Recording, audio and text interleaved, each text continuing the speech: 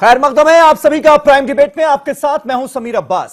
कर्नाटक विधानसभा में CM HD Kumaraswamy ने आज अपना फ्लोर टेस्ट पास कर लिया, लेकिन सीएम के भाषण के दौरान ही बीजेपी के एमएलएज ने आज सदन से वॉकआउट कर दिया।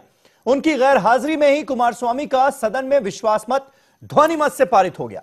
इस बीच येदियुरप्पा ने कांग्रेस जेडीएस सरकार को चेतावनी दी है कि अगर 24 घंटे में किसानों का कर्ज माफ नहीं हुआ तो वो और उनकी पार्टी पूरे कर्नाटक में बंद बुलाकर आंदोलन शुरू कर देंगे।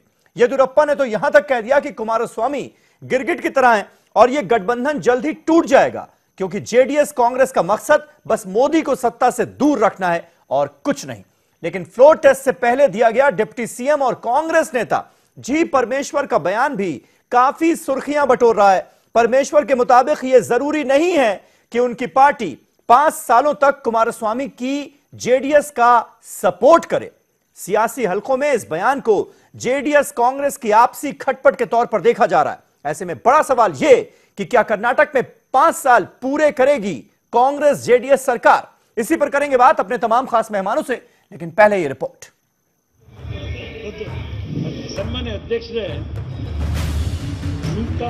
कर्नाटक के वजीर आला एचडी कुमारस्वामी ने पहली रुकावट को अबूर करते हुए फ्लोर टेस्ट पास कर लिया है। जेडीएस कांग्रेस इत्तेहाद ने रियासती असेंबली में एतमाद का वोट हासिल कर लिया है। एतमाद का वोट हासिल करने से कबल ऐवान से खिताब करते हुए कुमारस्वामी ने कहा कि कर्नाटक की आवाम का मैंडेट बीजेपी के लिए नहीं था। कुमारस्वामी ने कहा कि वो ये वाजे कर देना चाहते हैं कि ये इत्तेहाद सिर्फ इख्तिदार हासिल करने के लिए बना है। इत्तेहादी हुकूमत 5 बरस तक मुस्तहकम रहेगी। हम लोग अवाम के लिए काम करेंगे। जाती मफादात की तकमील के लिए हमने हुकूमत तश्कील नहीं दी। दूसरी जानिब बीजेपी ने फ्लोर टेस्ट से पहले ही ऐवान से वॉकआउट किया। बीजेपी लीडर येदियुरप्पा ने ऐवान में खिताब करते हुए कहा कि जेडीएस और कांग्रेस इत्तेहाद सिर्फ इख्तिदार का मजा चखने के लिए तश्कील पाया है। येदियुरप्पा ने यह इंतबाह भी दिया कि अगर कुमारस्वामी हुकूमत ने किसानों के कर्जेजात माफ नहीं किए तो वो पीर से रियासत गिर एहतजाज करेंगे। वजीर आला दगाबाजी के लिए जाने जाते हैं। बाप बेटा कांग्रेस को तबाह कर देंगे। कुमारस्वामी की डूबती कश्ती पर कांग्रेस सवार हुई है। कांग्रेस जेडीएस इत्तेहाद नापाक है। अवाम के फैसले का उन्होंने एहतराम नहीं किया। आज तो एचडी कुमारस्वामी ने ऐवान में एतमाद का वोट हासिल कर लिया, लेकिन क्या वो आइंदा 5 सालों तक एक मुस्तहकम हुकूमत दे पाएंगे और इत्तेहाद 5 सालों तक चल पाएगा? इस पर सियासी गलियारों में चहमगोइयां चल रही है। सियासी मुबस्सिरीन भी मानते हैं कि रियासत के नए वज़ीर आला के लिए राहें इतनी आसान नहीं होंगी। इन खदशात को तक़वियत उस वक्त मजीद मिली जब नायब वज़ीर आला जी परमेश्वर ने कहा कि नए वज़ीर आला की मियाद पर अभी कोई बात नहीं हुई है। बीजेपी लीडर जफरुल इस्लाम ने दावा किया कि ये इत्तेहाद ज्यादा दिनों तक नहीं चल पाएगा। मुझे लगता है कि ये गठबंधन ज्यादा दिन चलेगा नहीं। इसकी वजह है कि उनको लोगों को सर्व नहीं करना है, बल्कि सत्ता में काबिज रहना है, और सत्ता की मोह और लालच ने इन लोगों को साथ किया है और सत्ता की मोह लालच से ही वजह से ये दोनों दूर हो रही है। हालांकि कांग्रेस की क़यादत में मुल्क की बेशतर अपोजिशन जमातों ने कुमारस्वामी की हल्फ बर्दारी तकरीब में शिरकत करके ये इशारा दिया था कि अब की बार कांग्रेस और दीगर बीजेपी मुखालिफ पार्टियां पहले से ज्यादा मुत्तहिद है और वो अपने तौर पर बीजेपी को कोई ऐसा मौका नहीं देंगी जिसका वो फायदा उठा सके। Bureau report, news 18 Urdu. तो क्या कर्नाटक में पूरे 5 साल चलेगी सरकार? यह है हमारा आज का सवाल। तमाम खास मेहमान हमारे साथ जुड़ चुके हैं। हमारे साथ सुलेमान मोहम्मद खान साहब मौजूद हैं, जो कि नेशनल स्पोक्स पर्सन है कांग्रेस पार्टी के। नवीन जिंदल साहब भारतीय जनता पार्टी के स्पोक्स पर्सन मेरे साथ स्टूडियो में मौजूद हैं। मुफ्ती मंजूर जियाई साहब हमारे साथ मौजूद हैं, इल्म हुनर फाउंडेशन के चेयरमैन हैं। अमीर अदर जैदी साहब सीनियर लीडर सीपीआई के, थोड़ी देर में आपको स्क्रीन पर नजर आएंगे, स्टूडियो में आ चुके हैं, हमारे साथ हैं। सुल्ताना बेगम जेडीएस की सीनियर लीडर बैंगलोर से सीधे हमारे साथ लाइव जुड़ गई हैं। और अरविंद वाजपेयी साहब सीनियर स्पोक्स पर्सन एलजेपी के और जनरल सेक्रेटरी लोक जनशक्ति पार्टी के, वो भी हमारे साथ स्टूडियो में मौजूद हैं। लेकिन सबसे पहले सुलेमान मोहम्मद खान साहब, शुरुआत आज आपसे। क्या आपको लगता है 5 साल चलेगी कर्नाटक में आपकी सरकार जेडीएस के साथ मिलकर?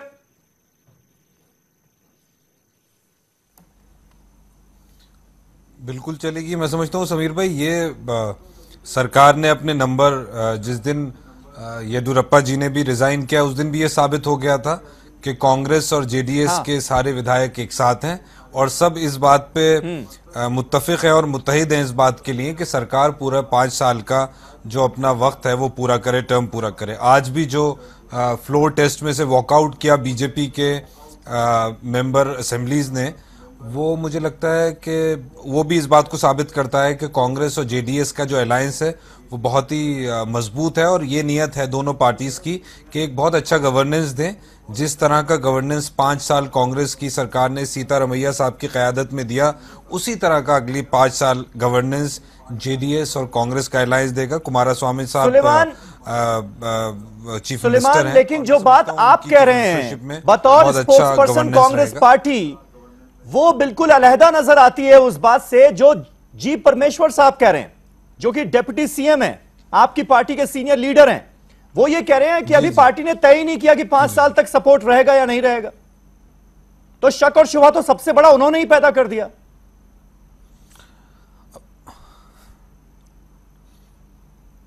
देखिए, जी परमेश्वर साहब पीसीसी प्रेसिडेंट भी हैं अभी तक तो, और डिप्टी चीफ मिनिस्टर भी समझ लिए हैं। तो उन्होंने ऐसी बात कही, शायद किसी पत्रकार ने, किसी सहाफ़ी ने उनसे कोई सवाल पूछा कि क्या अरेंजमेंट है इस अलायंस का, क्या आपका क्या मोडालिटीज हैं कि किस तरह से आप चलाएंगे। तो उन्होंने कहा अभी ये सब बातें तय होंगी, शायद इसके जवाब में उन्होंने ये बात कही है।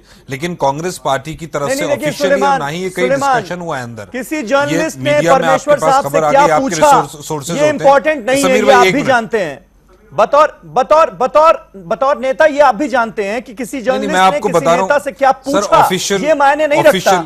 नेता ने जवाब क्या दिया वो मायने रखता है, और जो जवाब है वो बिल्कुल साफ है। उन्होंने कहा कि हमारी पार्टी ने अभी तक ये तय नहीं किया है कि ये सपोर्ट 5 साल तक जारी रहेगा। चलिए, बिल्कुल क्लियर।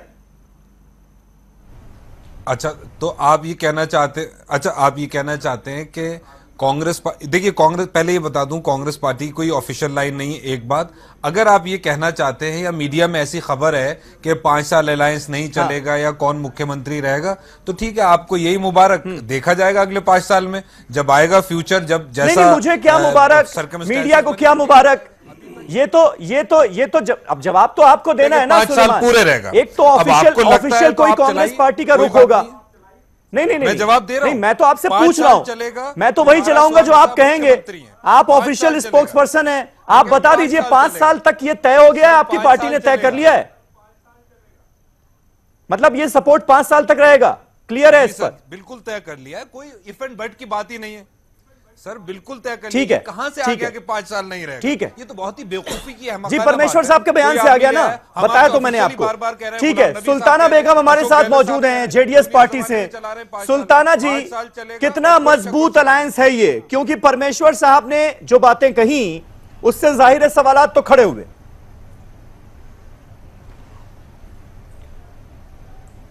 समीर भाई, मैं इस वक्त ये कहना चाहती हूँ कि आप अभी जो रिसेंटली 23 को जो चीफ मिनिस्टर का ओथ ले रहे थे कुमारस्वामी, उस वक्त सोनिया गांधी जी ने एक बहुत अच्छा पैगाम दिया। कांग्रेस जो जेडीएस से अलायंस की है वो पावर में आने के लिए नहीं, बल्कि कम्युनल पार्टीज को रोकने के लिए। तो इस मैसेज से साफ है कांग्रेस वालों को कि जो जेडीएस से अलायंस कर रहे हैं वो पावर बांटने के लिए नहीं, उनको ये था कि जेडीएस का अलायंस लेके वो किसी तरह भी बीजेपी के पार्टी को रोके। तो इस वजह से कोई कांग्रेस का लीडर या कोई कांग्रेस के एमएलए ये ना सोचे कि जेडीएस को ये मिला है या हमारे को कम मिल रहा है या उनको ज्यादा मिल रहा है, उनको 37 सीट्स है, हमारे को 78 सीट्स है, ये बात नहीं है। ये दोनों आपस में अच्छी तरह से दोनों को दोनों पोजीशंस मालूम था, इस दोनों समझ के पार्टी सामने आए। इंडिविजुअल्स क्या कहते हैं उससे पार्टी का मतलब नहीं है। जो हाईकमांड कांग्रेस ने, सोनिया जी ने कहा, उसके ऊपर आप मतलब जी परमेश्वर का बयान कोई मायने नहीं रखता, को समझ में आ जाएगा। जो डिप्टी सीएम है, पावर शेयरिंग नहीं है, कांग्रेस पार्टी के स्टेट चीफ है, हरगिज नहीं, ये पावर शेयरिंग नहीं है। देखो, सोनिया गांधी के बयान के सामने परमेश्वर का बयान कुछ मायने नहीं रखता, क्योंकि जब उन्होंने साफ कह दिया है। और रहा ये बीजेपी और अन्य ये पार्टीज का जो ये प्रॉब्लम है, वो उनका एक फ्रस्ट्रेशन है जो बार बार अपने दिल का भड़ास जो है निकालते जा रहे हैं कि ये लोग 5 साल नहीं रहेंगे। इनको कौन दिया हक के सोचने के लिए? आगे चलेंगे। अगर एक पार्टी भी हो उसमें भी डिसेंट रहता है अमंग द एमएलएस। ये तो दो पार्टीज मिलके अलायंस की है, जाहिर है कि कुछ ना तो कुछ प्रॉब्लम्स रहेंगे, वो तो आपस में निपटा जाएगा। इस वक्त सारी देश में एकदम क्लियर हो गया, जो बीजेपी के जो इरादे नेक नहीं थे, उनके पास मेजोरिटी नहीं थी, आज भी उनका वो भड़ास निकल रहा है। आज येडियुरप्पा और बीजेपी जिस तरह से वॉकआउट करे, नवीन, कुल मिलाकर भड़ास निकल रही है बीजेपी की। आप लोगों ने लाख कोशिश की, जोड़ तोड़ की, खरीद फरोख्त की, कुछ कर नहीं पाए, आखिरकार सत्ता बन गई जेडीएस और कांग्रेस पार्टी की। इसलिए आप लोग इस तरह के, येदियुरप्पा साहब ने तो यहां तक कह दिया कि गिरगिट की तरह है कुमारस्वामी, कितने दिन साथ रहेंगे पता नहीं है। मतलब आप लोग भड़काने का काम कर रहे हैं, गिराना अभी भी मकसद बना हुआ है यानी बीजेपी का। मतलब हम भड़का रहे हैं। हाँ। और सुलेमान साहब जो है ऑफिशियल स्पोक्स पर्सन है। हाँ। और जो इस समय परमेश्वर साहब हैं वो ऑफिशियल अध्यक्ष नहीं है राज्य के, ये कहना चाहते हैं। वो ऑफिशियल डिप्टी सीएम नहीं है राज्य सरकार के। हाँ। क्या ये कहना चाहते हैं? हाँ। मुझे समझ नहीं आ रहा है कैसी भाषा बोल रहे हैं। हाँ। वो कहते हैं मैं स्पोक्स पर्सन हूँ, मेरी ऑफिशियल लाइन ये है। हाँ। वो पार्टी का प्रदेश का अध्यक्ष है अभी भी, और वो डिप्टी सीएम है। वो कह रहे हैं कि 5 साल सरकार नहीं चलने वाली है। तो हम कह रहे हैं ना, हमने 5 साल तय नहीं किया। ये किसने कहा? अरे भैया मैंने बोला आपके शो पे, बोला नहीं, आप लगातार बोलते रहे, मैं नहीं बोला। अगर ये आप मतलब नहीं बोलेंगे तो ठीक रहेगा। बोला झूठ मत बोलो। नहीं हमने बोला, गलत मत बोलो। आपने क्या बोला? आप गलत बात कह रहे हो, गलत बात नहीं सुनेंगे। बोलेंगे तो जवाब देना है दोनों चीजें। अच्छा ऑफिशियल लाइन नहीं है। नहीं तोड़ मड़ोड़ मत करिए। मैंने कहा कि वो, लेकिन वो पार्टी के ऑफिशियल प्रदेश अध्यक्ष कह रहा है, वो डिप्टी सीएम बोल रहा है इस बात को। उसको ये मान नहीं रहे। मत मानिए, कल को यही लोग सरकार गिराएंगे। क्या हो गया? दोष भाजपा पे लगाएंगे। क्या बात करते हैं आप? आपके लोग एक नहीं है, आपके लोग एक नहीं है। सारे विधायक बिकाऊ हैं, जेडीएस के सारे विधायक बिकाऊ हैं, तो इसमें हमारा दोष है क्या? हाल ही हो गया खिसियानी बिल्ली। कल को अगर सरकार में आ जाएंगे तो विदेशी लोग आकर के आपके लोकसभा के सांसद खरीद के ले जाएंगे। क्या करेंगे आप? इसी प्रकार से राज्य चलाएंगे, इसी प्रकार से देश चलाएंगे। इन पर भरोसा क्या कर सकता है? क्या बात करते हैं? हंसी आ रही है तुम्हारे ऊपर भाई। आप खिसियानी बिल्ली खम्बा नोचे वाला हिसाब। मुझे बता दीजिए, ये कहते जी विधायक इनके बिकाऊ है, ये भाजपा वाले खरीद कर ले जाएगा, इसलिए हम विधायकों को आगे सामने लेकर के नहीं, उनके विधायक बिकाऊ हैं, ये आप आरोप लगा दीजिए। लेकिन आप भी तो खरीदने के लिए तैयार बैठे थे ना। रिश्वतें तुम दे रहे थे, ऑडियो टेप लाए तुम्हारी दलाली के, कोई भी खरीद के ले जाएगा। भ्रष्टाचार के और दलालियों के ऑडियो टेप ये सरकार चलाएंगे क्या? मुझे बताइए कि इन्होंने क्या किया अभी तक। अगर इनकी सरकार बनते ही पार्टी के दलाल खरीदना चाहते थे, 100 करोड़ की दलाली ऑफर कर रहे थे, बुलाना नहीं चाहते, बनाना नहीं चाहते। आप कहना क्या चाहते हैं? तुम्हारे पैसे आप इसी प्रकार से बीजेपी की नजर अब किस पर है? ये जो आपसी खटास कहीं पैदा हो जाए उस पर नजर है कि किसी तरह से इसको और सुलझाया जा सके। समीर भाई, ये हमारी नहीं, केंद्र में कांग्रेस किस पर नजर रखी हुई है? अगर सत्ता पक्ष कमी करेगा तो विपक्ष का काम है ना उसको पकड़ना। तो ये कमी हमारी ढूंढते हैं, हम इनकी कमी नहीं ढूंढेंगे क्या? ये क्या करने वाले हैं? ये सरकार चलाने वाले हैं क्या? इसी प्रकार को सरकार सुशासन कहेंगे क्या? अरे फेलियर मंत्रिमंडल को लेकर के सरकार रह गई, अभी देश तुम्हें जवाब देगा। कर्नाटका में तुम्हारे दांत खट्टे हो गए। हमने किसानों के कर्जे 24 घंटे में शपथ लेते माफ कर दिए। ये करेंगे क्या? इन्होंने कहा कि भाई हम जो है सबको सोने तुम्हारे खिलाफ वोट करने को तैयार है किसान। कब करेंगे ये लोग? अमीर अदर जैदी साहब, ये जो एक येडियुरप्पा जी के पास कैजुअल वीडियो नजर आया था शपथ ग्रहण से पहले का, ओथ सेरेमनी से पहले का, उसमें भी आपको याद होगा ये आशंका जताई जा रही थी, ये शक जताया जा रहा था कि बीजेपी ज्यादा से ज्यादा 3 महीने चलने देगी इस सरकार को, बीजेपी वाले तोड़ सकते हैं, बीजेपी डेमोक्रेसी की दुश्मन है। इस तरह की बातें आपके नेता बैठकर वहां पर कर रहे थे। डी राजा साहब थे, सीताराम येचुरी थे, केजरीवाल थे, और भी कई नेता थे अलग अलग पार्टियों के। तो ये डर अभी भी बना हुआ है क्या सरकार बनने के बाद भी? देखिए समीर भाई, जेडीएस की नहीं, ये कांग्रेस की अग्नि परीक्षा है और कांग्रेस को आदर्श स्थिति प्रस्तुत करनी होगी। बीजेपी गिद्ध दृष्टि जमाए हुए, उसकी साफ वजह है कि कर्नाटक की सत्ता आते आते उसके हाथ से चली गई है। तो बीजेपी तो चाहेगी, और अगर मान लो इसमें अगर कुछ ऐसा हो जाता है जो आप कह रहे हैं, बीजेपी वाले कह रहे हैं कि ऐसा कुछ, या कांग्रेस के प्रवक्ता ने बता दिया, इसमें नुकसान कांग्रेस को होगा। जेडीएस तो दोनों तरफ से फायदे में, जेडीएस दोनों तरफ से फायदे में। तो आदर्श स्थिति कांग्रेस को प्रस्तुत करनी होगी और कांग्रेस की आदर्श स्थिति अगर यहां नहीं बनती है, इस तरह के उल्टे सीधे बयान आते हैं, तो आने वाले 2019 के विपक्षी एकता पे भी और उस पे भविष्य पे प्रश्न चिन्ह लग जाता है। तो फिर विपक्ष ये सोचेगा क्या कांग्रेस मुक्त विपक्ष बने? तो ये एक सोचने की बात है। मेरी तो ये है कि इसमें मैं तो इतनी प्रतिक्रिया दूंगा कि कांग्रेस को ही सोचना है। अग्नि परीक्षा कांग्रेस की है, बीजेपी की और जेडीएस की नहीं है। और बीजेपी तो हर हालत में चाहेगी कि उसने जो वहां उसे नुकसान पहुंचा है या जो उसने बैकफुट पे गई, उसकी जो छींचलेदार वहां हुई है, वो दोबारा से उसका बदला ले। वाजपेयी साहब, सेल्फ गोल है क्या ये बयान? सेल्फ गोल नहीं है। देखो, कांग्रेस का इतिहास देखना पड़ेगा।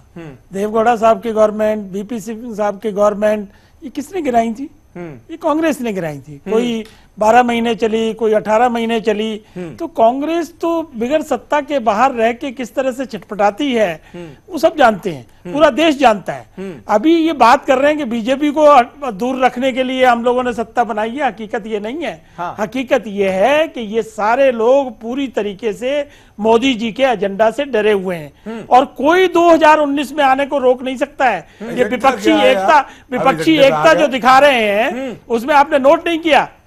एक्चुअल जो सबसे ज्यादा नुकसान है वो कांग्रेस को है। और वहां स्टेज पर राइट साइड बैठे थे कांग्रेस, मायावती और जो आरएलडी के अजीत सिंह थे, और इधर सारे बैठे थे रीजनल लीडर्स।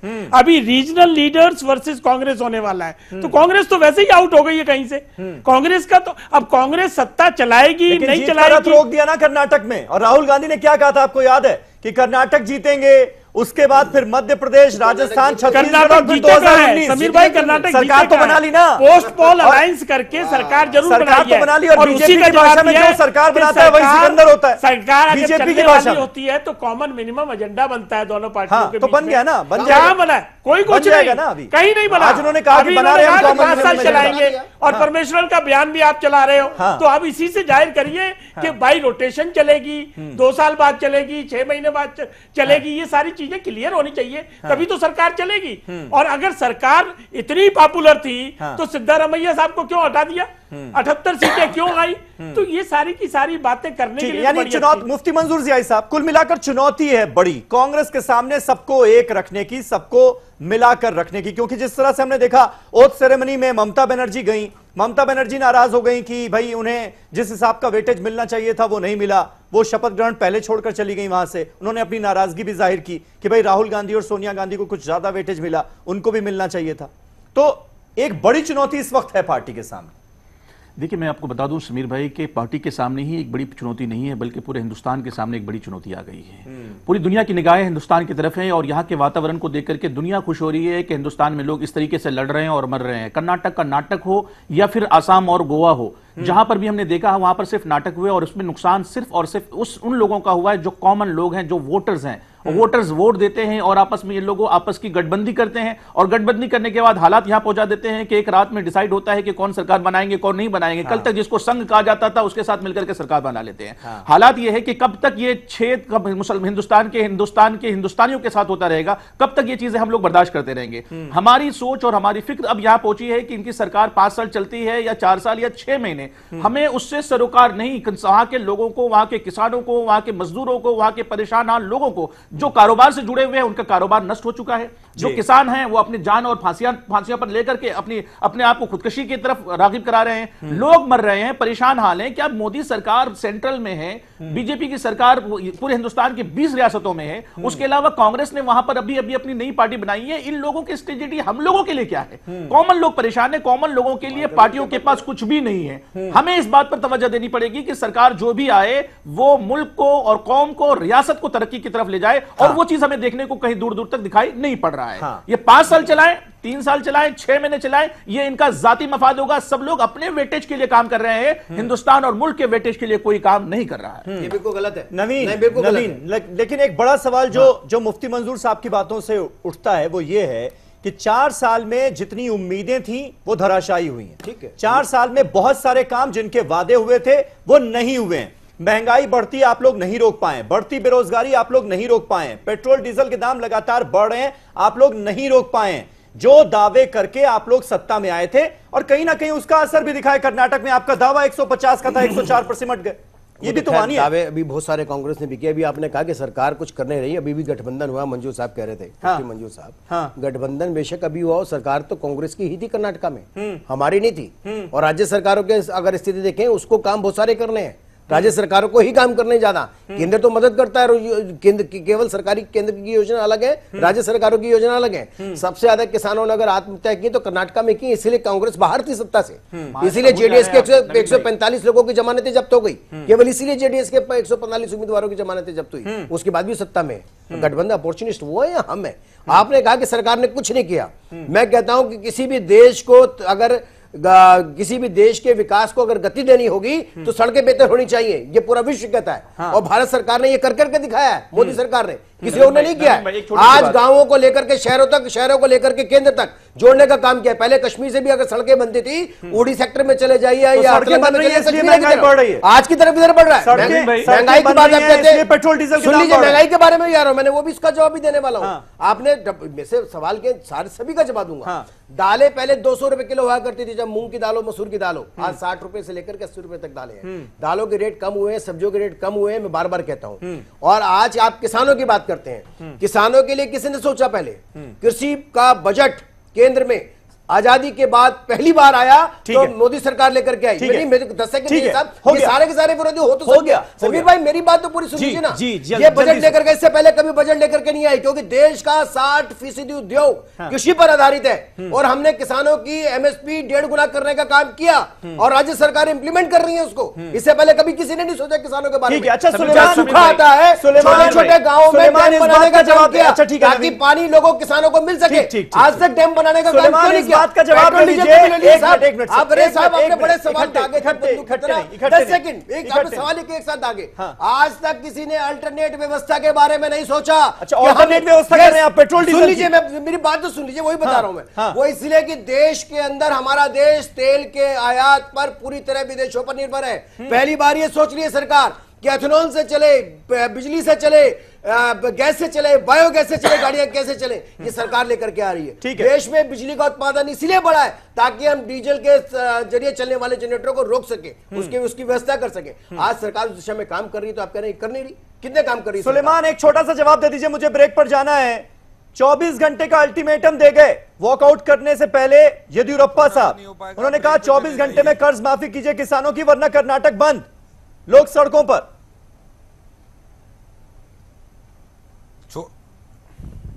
इन्होंने एलजेपी के प्रवक्ता बोले, फिर भाजपा के बोले, लंबा लंबा। छोटा जवाब नहीं हो पाएगा, ब्रेक के बाद पूछ लेना मुझसे।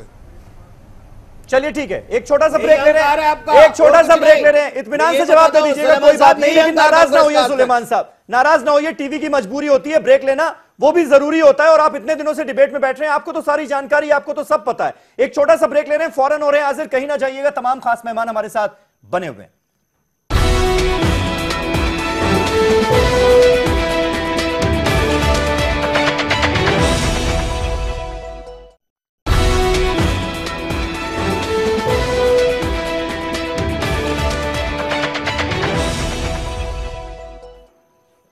तो क्या कर्नाटक में 5 साल चलेगी सरकार? कांग्रेस और जेडीएस गठबंधन की है हमारा आज का सवाल। और दूसरे सेगमेंट में हम आगे बढ़ने की भी कोशिश करेंगे, क्योंकि कर्नाटक के बाद मध्य प्रदेश, छत्तीसगढ़, राजस्थान और 2019 की बात हो रही है। कर्नाटक चुनावों के समय से ही हो रही है, इसीलिए हम उस पर भी बात करेंगे। लेकिन सुलेमान, ब्रेक से पहले मैंने जो सवाल आपसे पूछा था उसका एक जवाब दे दीजिए आप। 24 घंटे का अल्टीमेटम,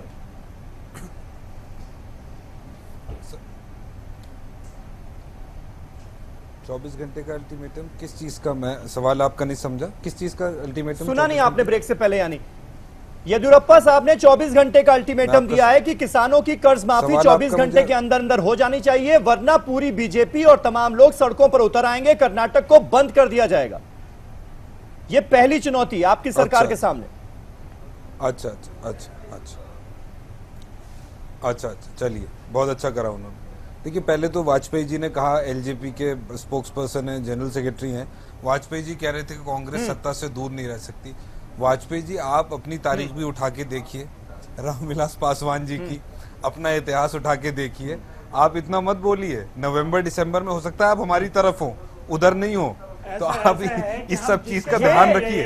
हो सकता है आप हमारे अलायंस में हो, यूपीए में हवा जब बदलती है तो पासवान जी इधर आ जाते हैं, और अगर आप हमारी तरफ आ गए वाजपेयी जी, इसका मतलब हम जीत रहे हैं। तो ये हमको ताने मत दीजिए। कौन सी पार्टी? आपने येदियुरप्पा को, सुलेमान मैं बता दूं, आप दूसरे प्रवक्ता हैं कांग्रेस पार्टी के जिन्होंने लोक जनशक्ति पार्टी को ये ऑफर दिया है और ये कहा है कि 6 महीने बाद आप इधर आ जाएंगे। ये भी मैं बता दूं, ये भी आपको नहीं जानकारी। हाँ, आपको जानकारी नहीं है। मैं यही तो कह रहा हूँ, सोनिया वाजपेयी जी आप हमारे दोस्त हैं। वाजपेयी जी दिया था आपने, मेरी बात तो सुनिए आप। नहीं सुनिए ना बात को, अब आपने छेड़ा है तो सुनिए ना जवाब। अरे अच्छा चलिए गुस्सा मत करिए, हमने सब मिलेंगे आपस में। ठीक है चाइना के साथ। अच्छा एक मिनट सुलेमान जवाब दे दे। डिबेट अगर जवाब देंगे तो सुनेंगे। हाँ नहीं सुन ली हमने बात आपकी, जो आप कहना चाह रहे हैं। जी सुलेमान साहब करेंगे, सारे लोग एक साथ, आप रह लिए सारे लोग एक साथ नहीं, गुजारिश है। हमको क्यों छेड़ रहे हैं? गुजारिश है, अगर आप हमको छेड़ेंगे तो हम तो जवाब देंगे ना। हाँ ठीक है सुलेमान। वाजपेयी जी सुन तो लिया आप सर, मैं ही कह रहा हूँ, आप गुस्सा मत करिए। 6-7 महीने आराम से रहिए उधर। हमारी पूरी बात सुन ली है। तो अगर आप हमारी तरफ आ गए, इसका मतलब हालात बहुत अच्छे हैं, हवाएं हमारी तरफ ही चल रही हैं। क्योंकि पासवान जी के बारे में फेमस है, जिधर सरकार आती होती है फौरन उधर ही आ जाती है। कोई नाराज होने की बात नहीं, हम सब साथ हैं। दूसरी बात चलिए हो जाएगा, आप जवाब दे लेना। और आपको मालूम नहीं जो गठबंधन है वो कितने छोड़ने वाले हैं भाई। अपनी चिंता करो ना। टीडीपी ने क्यों छोड़ दिया आपको फिर? अरे इनके कितने छोड़ने वाले? क्या हो गया आप लोगों को? हमसे क्या बात कर रहे हैं आप लोग? आपका दामन टीडीपी ने छोड़ दिया। शिवसेना बितकी बैठी है, शिवसेना बितकी बैठी है। आज जब जवाब ये दीजिए, कर्नाटक में आप कर्ज माफी करेंगे 24 घंटे में जो आपने वायदा किया था या नहीं करेंगे? जैदी साहब क्या हो गया इन्हें? जैदी साहब आपका जवाब नहीं है ना, करेंगे या नहीं करेंगे? बताइए। कांग्रेस गरीबों का मखौल उड़ाने के लिए आप जवाब दीजिए। कुमारस्वामी ने कहा था कि वो जेडीएस पावर को आएंगे तो करेंगे, ये नहीं कहा कि अलायंस में। जैदी साहब आपकी तरफ से जवाब छोड़ दीजिए। बात करने दीजिए इस बात पे। ठंडा पानी पिलाइए, कुमारस्वामी की तरफ इसका जवाब एक गिलास पानी पिलाइए नवीन को और एनजीपी वालों को ठंडा पानी मैं पिलाइए। देती हूँ उसका जवाब। भाई गरीबों का अपमान करने वाले लोग, यानी आप जवाब नहीं देंगे 24 घंटे में किसानों की कर्ज माफी होगी या नहीं होगी? जवाब नहीं देंगे आप? अरे ये लोग चुपे तो बोलूं मैं?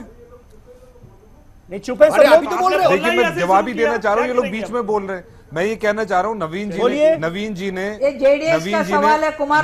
बहुत लंबा भाषण दिया, तमाम उपलब्धियां गिनवाई। और अरे मोहतरमा एक मिनट प्लीज, मुझे बात अब पूरी करने दिए। तो इस बड़ी लंबी उपलब्धियां गिनवाई। अभी विराट कोहली जी ने फिटनेस चैलेंज दिया था, नरेंद्र मोदी साहब ने, प्रधानमंत्री साहब ने, वजीर आजम साहब ने उसको एक्सेप्ट करा। राहुल जी ने भी उन्हें अभी एक चैलेंज दिया है कि आप फौरन पेट्रोल डीजल का दाम नीचे लाइए, नहीं तो हम सड़कों पे आके एहतजाज करेंगे। और मुंबई में बहुत बड़ा एहतजाज हुआ भी हमारा। हम और चैलेंज देते हैं। अरे अब सुन लो यार, अब सुन लो जरा, दर्द हो रहा है, चैलेंज दे रहा है। अरे नवीन सुन लो यार, अरे सुन तो लिया आप हमारी बात। किसानों से आपने जवाब नहीं दे रहे, आप बात को घुमा रहे हैं। सुल्ताना बेगम जवाब देना चाह रही है इसका, वो कह रही है कुमारस्वामी को करना है, ये मैं जवाब दूंगी। सुल्ताना जी आप बताइए। समीर मैं हो जाएगा 24 घंटे में? नहीं जवाब के बाद समीर देखिए ये तरीका नहीं होता है। मैं अगर बाहर हूँ, 2 लोग वहां से चीख रहे हैं मेरे ऊपर, मैं नहीं बोल रहा। नहीं सुलेमान आप जवाब ही नहीं दे रहे, आपको सीधा जवाब देना होगा ना। आप घुमा रहे बातों को, पहले आप हंसने लगे, मुस्कुराने लगे, उसके बाद आप मुझे बताएंगे कैसे दूंगा मैं जवाब। मैं अपना जवाब दूंगा, आपका भी दूंगा। नहीं इतना टाइम नहीं होता हमारे पास। क्या गलत कह रहा हूं मैं? मुझे आप बताएंगे कैसे जवाब दूंगा। सुल्ताना जी जवाब दे रही है, आप भी सुनिए, काम आएगा। भाजपा और एलजेपी के सुलेमान सुल्ताना जी का जवाब सुनिए, आप भी काम आएगा आगे भी। जब मैं बोल रहा हूं तो सारे लोग बोल रहे हैं। समझना चाहिए ये तरीका नहीं है। जब वो लोग बोले तो मैं बोला, आपने उनसे पूछा कैसे बोलना है, आप मुझे बताएंगे कैसे बोलूंगा मैं, या बीजेपी के लोग बताएंगे क्या मैं क्या बोलना है, क्या सुनना है, क्या कहना है? ये सब नहीं होगा। सुन लीजिए, जेडीएस मैं कह रहा हूं सवाल बोल रही है, किसानों पे बात कर रहे हैं, एमएसपी प्लस 50% प्रॉफिट की बात करी थी। देते क्यों नहीं नरेंद्र मोदी जी किसानों को एमएसपी और 50% प्रॉफिट? 2 करोड़ युवाओं को नौकरी क्यों नहीं देते? 80 लाख करोड़ का विदेशों में कहते थे काला धन है, क्यों मुंह में तुम्हारे दही जम गया तुम लोगों के? अब क्यों आपसे नहीं होता? अभी तक आपने जवाब नहीं दिया मेरा। बातें अभी करते तक आपने जवाब नहीं दिया। 4% एग्रीकल्चर ग्रोथ थी जब यूपीए ने सरकार छोड़ी है। सुल्ताना जी जवाब 1.8% दीजिए। एग्रीकल्चर ग्रोथ बाकी है। सबकी आवाज किसानों डाउन की कीजिए। बात सुल्ताना करते हो, बेगम जी जवाब महाराष्ट्र में देंगे। सबसे जी। हाईएस्ट किसान मरे। सुल्ताना जी कुमार स्वामी जो वादा करे थे वो जरूर करते होते अगर जेडीएस फुल पावर पे आती होती तो। इस वक्त कुमार स्वामी डिक्टेटर की तरह बिहेव नहीं कर सकते कोलिशन गवर्नमेंट में। जरूरी है उनको कांग्रेस को साथ लेके चलना है, फौरन उनका ये फैसला नहीं कर सकते। आज तो उन्होंने चीफ मिनिस्टर की सहयोग लिए है, ट्रस्ट लिए हैं, तो उनको टाइम देना चाहिए कि वो अपने कांग्रेस अलायंस पार्टनर से डिस्कस करे, स्थिति देखे और फिर ये करे। अगर वो इंडिविजुअली करने जाएंगे तो एक दिन में लकड़ी टूट जाएगी। ये कुमार स्वामी की इंडिविजुअल सरकार नहीं है, ये अलायंस है, ये समझना चाहिए। ये बीजेपी का नाटक, ये चुपके धमकी देना नहीं चलेगा। यानी इतने सालों यानी 24 घंटे में कर्ज माफी की उम्मीद ना की जाए ना। अब 24 घंटे के अंदर कहते हैं कि नहीं करे तो मंडे हड़ताल करेंगे। मंडे हड़ताल करेंगे क्या? लोग इनको थूकेंगे। एक तो हार गए, एक तो और आप चाटेंगे। आप हारने के बाद 145 आपके विधायकों को जमानत जब्त हो गई। आप सत्ता में क्यों बैठ गए? आप क्या बात करते हैं? तो हम चाटेंगे। अरे आप थूक करके चाटेंगे क्या लोगों का? क्या बात करती हैं आप? अगर ये कॉन्स्टिट्यूशनल राइट है, कॉन्स्टिट्यूशनल राइट है अलायंस में आप क्या बैठे तो फिर दोनों में क्या बैठे?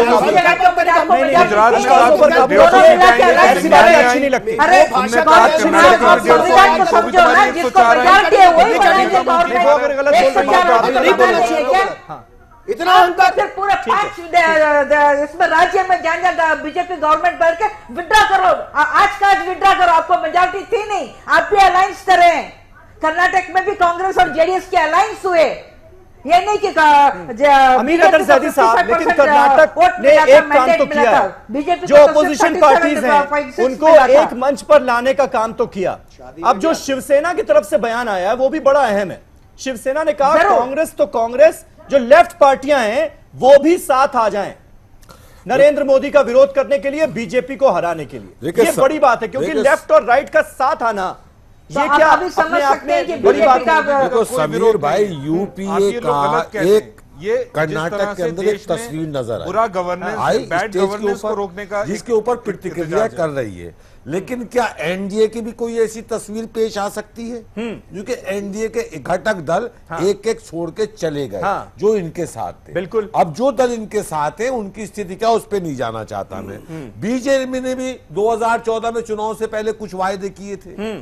क्या उन वायदों को पूरा किया? जो दूसरी पार्टी की कल सरकार बनी उसे ये थ्रेट दे रहे हैं कि कल तक ये नहीं होगा तो ये होगा, नहीं किया ना इन्होंने। सबका जवाब ना दे, सुन लीजिए, सुन लीजिए नवीन जी। आपने कहा था किसानों की आय दुगनी हो जाएगी। आपने कहा था 15-15 लाख सबके खाते में आ जाएंगे। आपने कहा था डॉलर के रुपए की कीमत बराबर हो जाएगी, काला धन वापस आ जाएगा। ये आपके ही वादे थे, मैं उस पर नहीं जाना चाहता। आपने पेट्रोल को 30 रुपए लीटर का पेट्रोल 80 रुपए लीटर बेच दिया। 30 रुपए लीटर पेट्रोल की कीमत पड़ रही है और 86 रुपए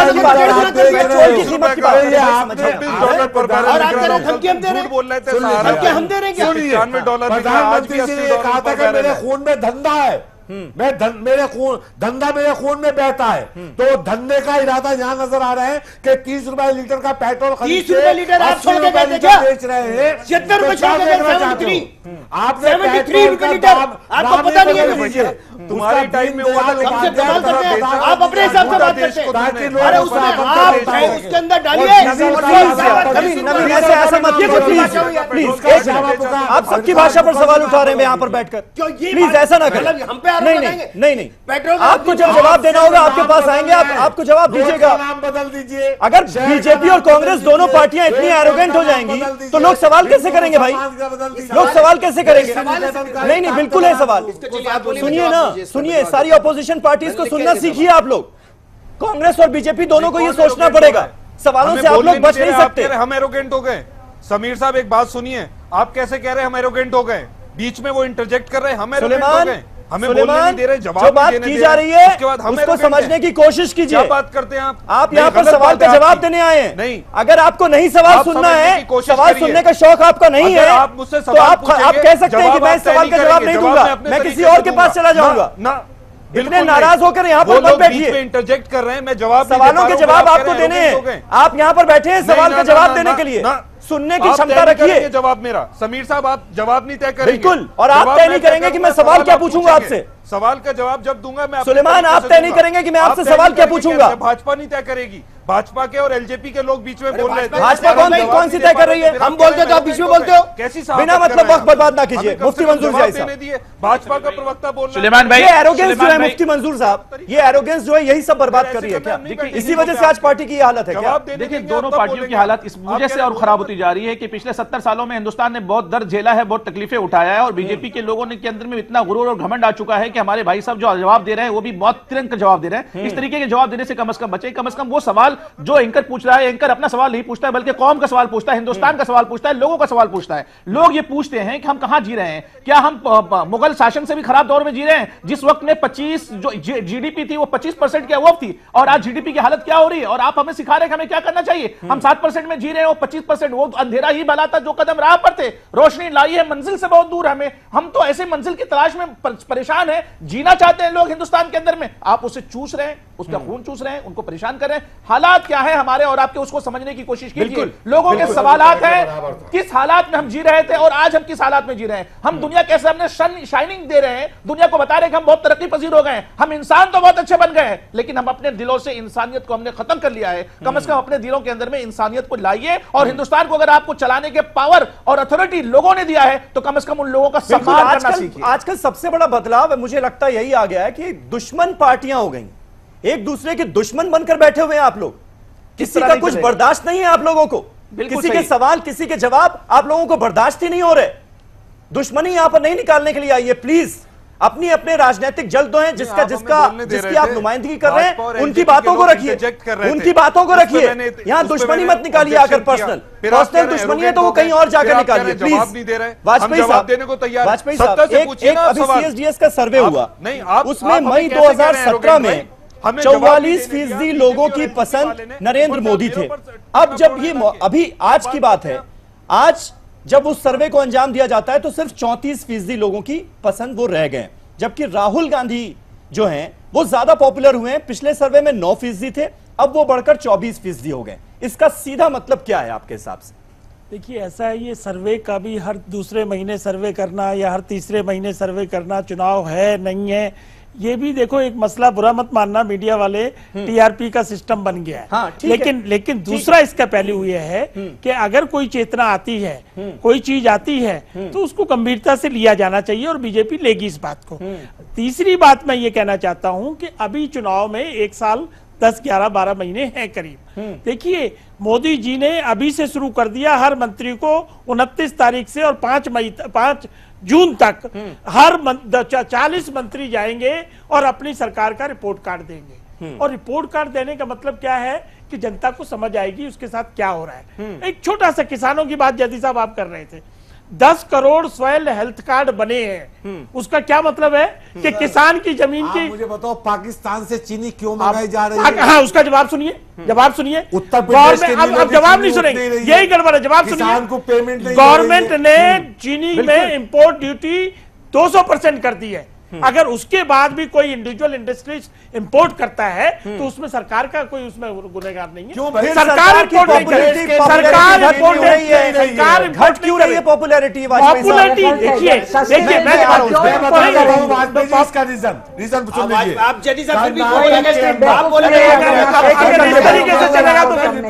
कर्नाटक में आप सब हारे हैं। देखिए, कर्नाटक में आप हारे हैं, कांग्रेस भी आ रही है, जेडीएस भी आ रही है। भरोसा ना करके आप कुछ और करते तो ये खिसियानी बिल्ली कम बना रहा। अरे कर्नाटक में हम जीते, बीजेपी जीती है 104 सीटें, आपने नहीं किया, 104 सीटें सामने आई।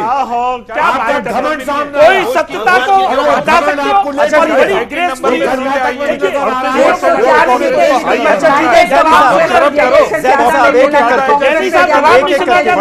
पाकिस्तान की बात आज भी आज ठीक है। नवीन, इस बात का जवाब दीजिए, नरेंद्र मोदी की पॉपुलैरिटी कम होती जा रही है, राहुल गांधी की बढ़ती जा रही है, क्या ये बात आप लोगों के लिए चिंता का सबब है, परेशानी का सबब है? समीर भाई, 167% लोकप्रियता, पॉपुलैरिटी राहुल गांधी की बढ़ी है, 23% पॉपुलैरिटी गिरी है पीएम की। मैं समीर भाई, हालांकि लंबे समय तक आप जानते हैं पत्रकारिता के पेशे में रहा हूं जी, 30 वर्ष करीब, और उसके बाद में अगर बोलूंगा तो हो सकता है मेरी बिरादरी के लोगों को कुछ कष्ट होगा। हाँ। लेकिन जब लगातार सर्वे जो है ना, हाँ। ये जब इस प्रकार के सर्वे, मेरे पास सुन लीजिए, अब सर्वे पर ही सवाल उठा देंगे फिर वही आप जब मुझे अच्छा तो आप बोलिए, हाँ, मैं शांति से सुनूंगा, बोलिए। और जो आप कहेंगे मैं तो आपकी बात पे मोहर लगा दूंगा, बोलिए, उसमें भी मुझे मंजूरी है, बोलिए। मेरा कहना है सर्वे जो लगातार किसका स्तर लगातार जो गिर रहा है, उससे लोगों के अंदर सर्वे से विश्वास उठ रहा है। CSDS ने सर्वे किया था उत्तर प्रदेश के चुनाव में, और ये कहा था कि अखिलेश यादव और राहुल गांधी की पूर्ण बहुमत से सरकार बन रही है। उत्तर प्रदेश में क्या हालत है, इसी संगठन ने सर्वे किया था और रिजल्ट आया कि भाजपा पूर्ण बहुमत से आ गया, 325 पर बहुमत से। मेरा कहना यह है कि इन सर्वों के अनुसार से आप बात करेंगे तो बहुत मुश्किल है। देश की जनता जानती है आज हमने क्या किया। मेरे को बहुत सारे सवाल किए थे, अब मैं सुन लीजिए। तो आज आपको देश की जनता का गुस्सा नजर नहीं आ रहा है? इन्होंने कहा कि डॉलर बराबर महंगाई पर, बेरोजगारी पर, अभी थोड़ी देर पहले मैं सब सारी बात नजर नहीं आ रहा। समीर भाई सबका जवाब दे दूंगा, लेकिन आपने सर्वे को तो खारिज कर दिया, गुस्से को भी खारिज कर दिया। गुस्से को मैं मानता हूं। हाँ, जब देश में कड़े डिसीजन को लिए जाते हैं स्वाभाविक तौर पर, और राष्ट्र हित में कभी डिसीजन लिए जाते हैं तो कई चीजें उसके अंदर लोगों को लगता है कि भाई नाराजगी होगी, स्वाभाविक तौर पे होगी, क्योंकि बहुत लंबे समय से जिस सरकारों ने जो करना चाहते जिम्मेदारी नहीं निभाई 60 वर्षों में, और वो जो है कम समय में निभानी पड़ेगी, तो कड़े डिसीजन लिए जाते हैं, कड़े फैसले किए जाते हैं। और उसके लिए आपने कहा था कि डॉलर पहले बराबर था, मंजूर मुफ्ती साहब आपने कहा कि डॉलर पहले बराबर हुआ करता था, कांग्रेस ने 73 रुपया पहुंचा देता डॉलर के बराबर, किसी और ने नहीं पहुंचाया था, आपने कहा था चुनाव के अंदर कि डॉलर की कीमत रुपए के अरे तो वही कर रहे हैं, आपने नहीं किया, हम वही कर रहे हैं। अरे तो मैं वही बता रहा हूँ, आज इस देश में एक टैक्स ये बनाया, आज विमुद्रीकरण यानी अभी जो फेज है, वो टेम्पोरेरी है। अरे सुनिए ना, अरे जवाब ही नहीं सुनते। नहीं नवीन, अभी जो फेज है वो टेम्पोरेरी, अच्छे दिन आएंगे। मैंने बार बार कहा लगातार इन्वेस्टमेंट करने के रास्ते खुले हैं। ठीक है, ठीक है सुलेमान, ठीक है, ठीक है, और